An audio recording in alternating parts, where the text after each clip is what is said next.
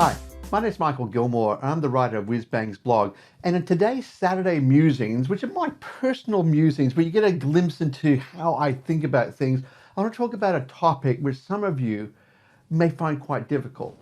And that is, the topic is fear. Are you ruled by fear? When I look at the world today, one of the things that really strikes me about it is that it is completely in the grip of fear. And it's a frightening thing, like to see someone who becomes sort of constrained by fear. It could be fear of the unknown, it could be fear of losing their job, it could be fear of divorce, it could be fear of relationship breakdown, it could be fear of what's happening with their kids, it could be fear of death, it could be fear of public speaking. There's so many fears or phobias out there that have a label nowadays. And I look at even at a nation level and I think, wow, America used to be the country of opportunity where people would aspire to. And I see that since 9/11, in many respects, it's become more insular, which sadly, and more fearful. Like, is that person walking down the street with a headscarf on? Are they ever going to go along and get my family or attack me? Or is that person over there in the bus, they're about to hurt me in some sort of way? If I send my kids to school, will they get shot by a friend? There's all these different fears which grip us. And I think that as an Australian who come to that incredible country called the United States of America on a regular basis, one of the things that strikes me that it's a nation which does not need to be fearful. It's a nation which has so many opportunities, so many great things about it that have been installed from the very foundations in its constitution, but more from that pioneering spirit of go west, as in the old days. But it seems to me nowadays that everything's about fear. When I look at my own country of Australia, we seem to be in that grip of fear. When I look at the nations around the earth right now, with the whole sort of grip of COVID-19, it's about fear. Everyone is worried. Will my parents get the disease? Will I get the disease? Will I pass on to someone? I need to wear a mask. Don't wear a mask. Do I have to wear goggles? Oh, if I go to work, will I get it? Will I not get it? What's going to happen to me? And if I get it, I have a good chance of dying. What's going to happen? What's going to happen? Fear. And I think sometimes what we need to do is, rather than be worried about things so much, what we should do is just take a deep breath and to realize fear is the enemy in itself. Yeah, there's a great book that I read as a kid, and I read on a semi-regular basis.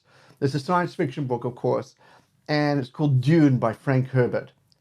And in fact, it's about to be made into a movie, and I think released hopefully later on this year. But there's a great quotation in that book, and it's, "I must not fear. Fear is the mind killer. Fear is the little death that brings total obliteration. I will face my fear. I will permit it to pass over me and through me. And when it is gone, I will turn the inner eye to see its path. Where the fear has gone, there will be nothing. Only I will remain." It's a deep quotation, but it really talks about how to deal with fear and to confront fear, confront those fears in your life. Because I think about this that more, that what does fear lead to? If you look at fear leads to anxieties, which leads to fear leads to stress, which then leads to anxiety, which leads to depression, which leads to inaction, and then ultimately suicide. It's a sad journey at an individual level, but it's a sad journey at a nation level. It's a sad journey as a humanity about being gripped by fear.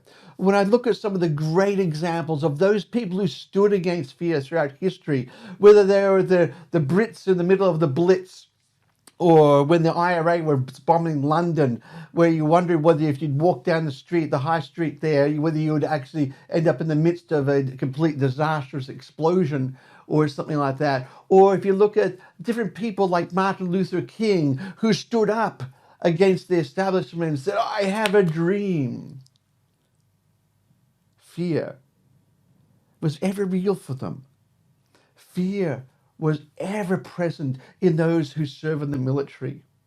Fear is ever present for those entrepreneurs who are wondering whether their livelihood or their family is on the line if they don't go along and get the next deal.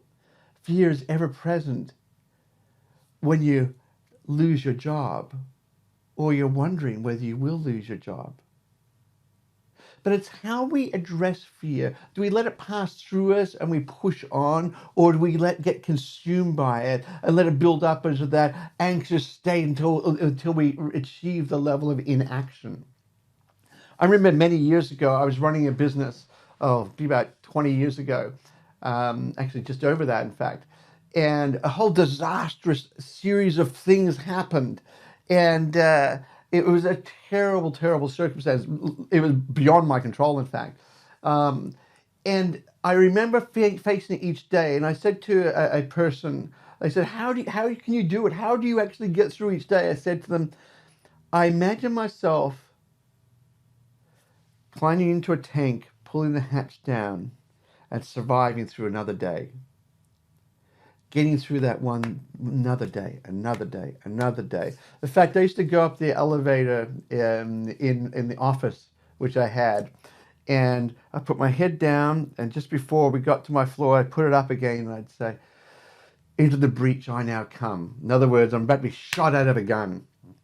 Yeah, and it was just everything would be hitting me in that extreme environment of just trying to save like 30, close to 30 people's jobs and everything like that, and it was an incredibly fearful and anxious time. But fear is the little mind killer. Fear is little death that brings total obliteration. Or, as our favorite character is, he said, fear is the path to the dark side. As Yoda said, fear leads to anger, anger leads to hate, hate leads to suffering. Are you fearful in your life? When you look what's happening with COVID, when you look at the economic collapse which is occurring around the world, as businesses are stop working, even if you've got a job still, and you're saying, how long will I keep that job for? When you look at even my videos each week updating you on what's happening with the PPC market and the online advertising industry for domain owners, do you get fearful? Or you think, I'll let it pass through me and only I will remain? Fear is a terrifying thing to be in the grips of. People make very unusual decisions when they're fearful, and 9 times out of 10, they make bad decisions. It's either fight or flight. Wouldn't it be nice, rather than fight or flight, that you actually stopped for a minute in the calmness of that moment and made a different decision? There's more than just door 1 or 2, fight or flight. Maybe there's a door 3. Maybe you need to go and ask someone for some help. Maybe you need to go and talk to a friend, give a Skype call, a Zoom call in this day of social distancing. Maybe it's time you just sat down in the stillness of the morning, took a few deep breaths. I know I personally do that every weekday. 7 o'clock in the morning, I take some time out just for me. So I can order my thoughts, so I can realize those fears weren't really fears, that the imagination has gone wild in what I was thinking about, and that little molehill was not a Mount Everest-sized problem. Fear. Are you at the point of being in inaction, or are you letting it just flow through you? I hope this Saturday Musings gives you cause to take stock and say, you know what? One of the best things you can do to counter fear is to count your blessings.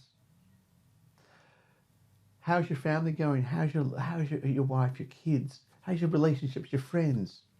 Do you still have a job or not? Yeah, there's so many things we can just count as a blessing. Are we in a country which is, sure, it's going through turmoil, but someone's not about to go along and do something crazy? Are we in a neighborhood where people respect each other? Are we have neighbors which we can talk to and not worried whether we'll be shot or killed?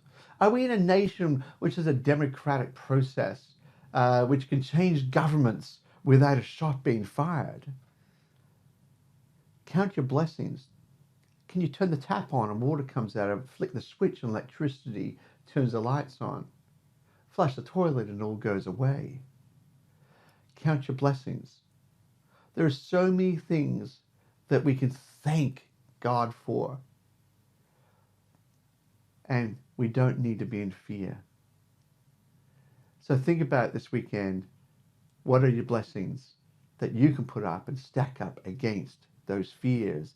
And make sure the fear passes through you as you focus on the blessings in your life. God bless. Have a great weekend. Hi, I hope you enjoyed that video and that you find this information that I'm providing through my blog and through these videos really interesting. Don't forget, subscribe, whatever you subscribe, so you don't miss out on the next installment I'm going to be releasing, or you can click on the push alerts on the website. So either two, but anyway, thanks a lot. Bye.